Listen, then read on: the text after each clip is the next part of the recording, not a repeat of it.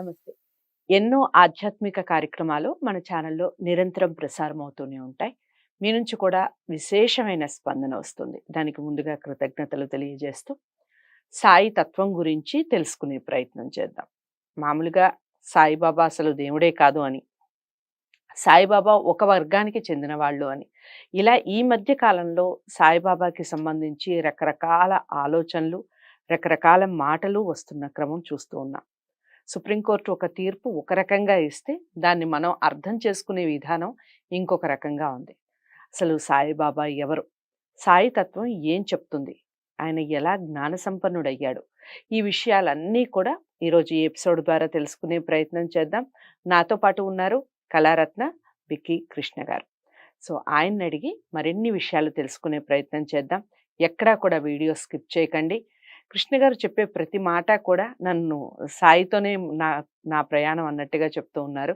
ఇంతకుముందు నేను మాట్లాడినప్పుడు కూడా ఆయనే పలికిస్తారు అన్నట్టుగా చెప్తున్నారు. ఏం పలుకుతారు? ఏం మాట్లాడతారు? ఎలాంటి ప్రశ్నలు ఉత్పన్నమవుతాయి? ఈ విషయాలన్నీ కూడా మీరు వీడియో స్కిప్ చేయకుండా అందరికీ షేర్ చేయడం ద్వారా సాయి తత్వం గురించి అందరికీ తెలియజేసిన వాళ్ళు అవుతారు. నమస్కారం. అయితే బాబాకి సంబంధించి బాబా తత్వాలు ఎన్నో ఉంటాయి, ఎన్నో లీలలు. ఈ ప్రపంచవ్యాప్తంగా బాబామయమైన వాళ్ళు మీలాగా బాబాకి సంబంధించి ప్రచారం చేసేవాళ్ళు కానీ, నమ్మేవాళ్ళు కానీ, ఎందుకు ఒక్కసారిగా ఒక దైవాన్ని కొంతమందికి మాత్రమే ఆపాదించటం? ఇప్పటి వరకు హిందువులు ఎక్కువగా ఆరాధించే దైవంగా ఉన్నటువంటి బాబాని ఎందుకు కొంతమంది దాన్ని వక్రీకరించి బాబా అసలు దేవుడే కాదు, ఆయన అసలు పూజించొద్దు అని ప్రచారం చేయటం, హిందువులే ప్రచారం చేయటం అంటే ఎంతవరకు సమంజసం అంటారు? దీన్ని మీరు ఎలా చూస్తారు? కరెక్ట్ అండి. ఇప్పుడు ఈ మానవులు ఎటువంటి వాళ్ళు అంటే స్వార్థపరులు బేసికల్ గా. హ్యూమన్ బీయింగ్స్ అనేటువంటి వాళ్ళు ఏదో ఒక కులానికో, మతానికో, ప్రాంతానికో, రాజకీయ పార్టీకో చెంది ఉంటారు. వాళ్ళ పార్టీ కాకుండా వేరే పార్టీని విమర్శిస్తూ ఉంటారు. ఏదో ఒక దేవుళ్ళు, ఇప్పుడు హిందువులు అంటారు, ఆయన శ్రీరామనవమి జరిపించాడు అక్కడ. ఆయన మరి చందనోత్సవాలు జరిపించి ముస్లిమ్స్. ఆయనకు మతం లేదండి, సర్వదేవతా స్వరూపుడు అని మనం అంటున్నాం. మరి అతని మీద కావాలని చెప్పేసి ఏదో చెబితే భక్తులు ఎందుకు నమ్ముతారండి? ఇప్పుడు నేను సాయిబాబా భక్తుని, భక్తుడిని, నాకు అనుభవాలు వచ్చాయి.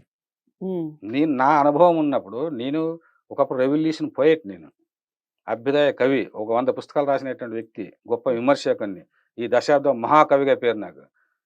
ఎవడైనా నా దగ్గర వచ్చి మాట్లాడడానికి భయపడేటటువంటి జ్ఞానాన్ని నేనున్నాను. కానీ నా దగ్గర వచ్చి నువ్వు సాయిబాబా ఇట్లా ఇట్లా అంటే నేను ఒప్పుకుంటానా? కారణం ఏమిటంటే నాకు ఈ జ్ఞానాన్నంతా ఇచ్చింది బాబా అని నేను అనుకుంటున్నా. నాకు తెలుసు ఒకప్పుడు నాకు ఏ జ్ఞానము లేదు, ఏదో ఒక మారుమూల గ్రామంలో ఉన్నటువంటి వ్యక్తిని తీసుకొని వచ్చి ఆయన ఎట్లా నడిపిస్తూ వచ్చాడు, ఎక్కడ తెచ్చాడు, ప్రతి క్షణము నాకు ఒక అనుభవం అవుతూ ఉంది. అనుభవమే నిజమైన జ్ఞానం అన్నాడు. చలం అనుభవం. ఇప్పుడు అనుభవం అయితే తప్ప సాయితత్వం బోధపడదు అన్నాడు శరత్ బాబు. అనుభవం కావాలి మీకు. అనుభవం లేనటువంటి వాళ్ళు ఉన్నారనుకోండి, అసలు హిందూయిజం అంటే ఏమిటో వాళ్ళకే తెలియదు. సనాతన ధర్మం అంటాడు. సనాతన ధర్మం అంటే వాడు తెలియదు, ఊరికి అంటున్నారు కానీ ఏంటి సనాతన ధర్మం? సనాతన ధర్మం గురించి కూడా బాబా వివరించడం జరిగిందా? ఏ ధర్మం గురించి వివరించలేదండి. మా మార్గమే వేరు అన్నాడు ఆయన, మా సంప్రదాయమే వేరు అన్నారు. మీరు చాలా మంచి ప్రశ్న వేశారు. మా సంప్రదాయమే వేరు అన్నాడు. ఇంక సంప్రదాయం అని మీకు అర్థమైపోయింది. ఈ సనాతన ధర్మము, ఆ ధర్మము, ఈ ధర్మం అనే పీఠాలు పెట్టుకొని ఆయన ఏం పెట్టి కోట్లు సంపాదించాలి. ఉదయం నుంచి సాయంత్రం వరకు వచ్చే దక్షిణంతా సాయంత్రానికి అందరికి పంచిపెట్టేశాడు. అది సద్గురు యొక్క లక్షణం. ధన వ్యామోహం ఉంటే వాడు గురువే కాదు. వాడు పీఠాధిపతి ధనం ఉండి ఆడంబరం ఉన్నాడు. అయితే ఆయనకు ఆడంబరం లేదు. ఆయన ఎప్పుడో వారానికి ఒకసారి స్నానం చేస్తున్నాడో లేదో తెలియదు. చినిగిన కపినీనే వేసుకునేటువంటి గురువు. మళ్ళీ ఎవరైనా ఒకసారి ఒక ఆమె వచ్చి బంగారం నాణేలు ఇస్తే అందరికి అట్లా పంచిపెట్టాడు. ధనం మీద వ్యామోహం లేని జగద్గురు ఎవరైనా ఉన్నారంటే నా దృష్టిలో ఒక్క షిరిడి సాయిబాబా నేను ఖచ్చితంగా చెప్పాను. ఇక్కడ మీకు అర్థమవుతుంది కదండి. ఇప్పుడు నేను ఇన్ని ప్రవచనాలు చెప్పి నేను ఇన్ని చెప్పినా లాస్ట్కి నేను ధనం మీద వ్యామోహం అని మీకు తెలుస్తుంది. అదే ఈ బిక్కి కృష్ణ ఇన్ని చెప్తాడు, వీనికి ఒక ఆశ్రమం ఉంది, వీనికి ఒక కారు ఉంది, ఇది ఉంది, సాయంత్రం అవుతున్నట్లు ఇదేదో చెప్పి సాయితత్వం చెప్పి ఒక ₹1,00,000 ఇవ్వండి అని ₹1,00,000 తీసుకుంటాడు. అన్నప్పుడు తెలిసిపోతుంది. అంటే దేనికోసం? కానీ షిరిడి సాయిబాబా అలా ఉదయం నుంచి సాయంత్రం వరకు వచ్చేటువంటి దక్షిణంతా కూడా అప్పుడే పంచేసాడు అందరికి. 5 ఇళ్లకు వెళ్ళి భిక్షాటన చేశారండి. ఆయన 5 ఇళ్లకు వెళ్ళి భిక్షాటన చేశారంటే, భిక్షాటన చేయడం అంటే తన్ను తాను అంటే తన యొక్క భక్తులు లక్ష్మీబాయి షిండే గాని, బైజాబాయి గాని వాళ్ళు ఎంతటి భక్తులంటే అమితంగా బాబాని ప్రేమిస్తున్నారు. అందువల్ల వాళ్ళ కర్మలు తీసుకోవడానికి ఈయన భిక్షకు వెళ్ళి భిక్షాటన చేస్తున్నారు. దక్షిణ ₹2 ఇమ్మాడు శ్రద్ధా సబూరేని. మీ దగ్గర భక్తుల దగ్గర ₹2 ఆయన తీసుకుంటున్నాడంటే మీ భారములను నాపై పడవేయడు నేను మోసేదను అన్నాడు. ఇంత గ్యారంటీ ఇచ్చిన గురువు ఎవరన్నా? అందుకే మీరు చెప్పాను జగద్గురువు అంటే ఆయన చెప్పాడు మీ భారంలో నాపై పడవేయడు నేను మోసేదను. నేను ఉండగా భయమేల. Look to me I will look to you. Shirdi ప్రవేశమే సర్వదుఃఖ నివారణము. ఇక్కడ షిరిడి నా భక్తుల ఇళ్లలో లేమి అనేది పొడసూపదు అన్నాడు. నా భక్తులను ఎప్పుడు పతనం కానివ్వను అన్నాడు. నా భక్తులు పతనమే ప్రసక్తే లేదన్నాడు.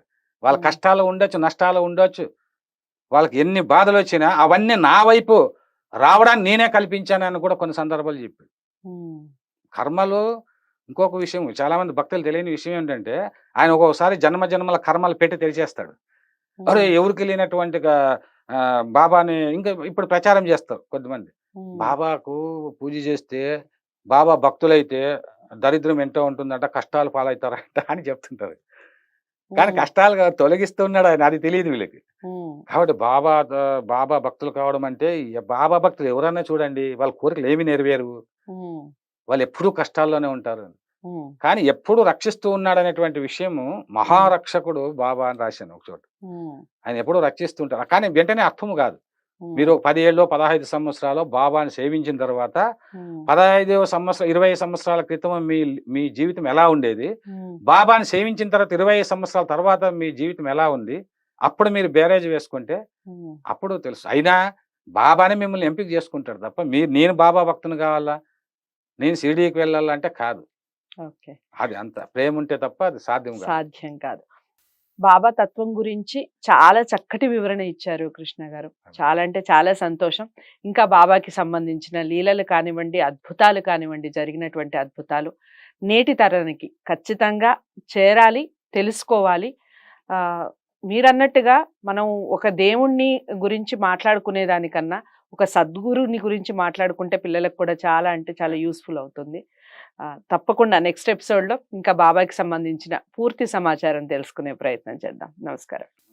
ధన్యవాదాలు. బాబాకి సంబంధించి మరింత సమాచారం తెలుసుకునే ప్రయత్నం చేద్దాం. ప్రతి వీడియో కూడా ఫస్ట్ నుంచి లాస్ట్ వరకు వాచ్ చేస్తూ మీరు బాబాకి సంబంధించిన మీ జీవితంలో జరిగినటువంటి అద్భుతాలు ఏవైనా ఉంటే తప్పకుండా కామెంట్ బాక్స్లో తెలియచేయండి. దానికి సంబంధించిన వీడియోస్ కూడా చేసే ప్రయత్నం చేస్తాం.